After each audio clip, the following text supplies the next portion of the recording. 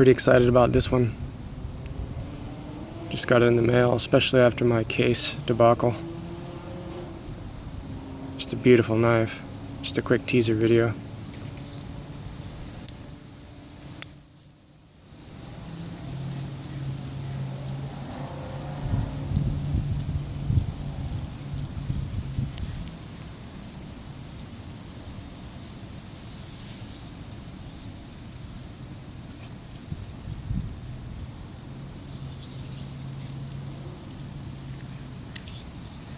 Gorgeous. Perfect.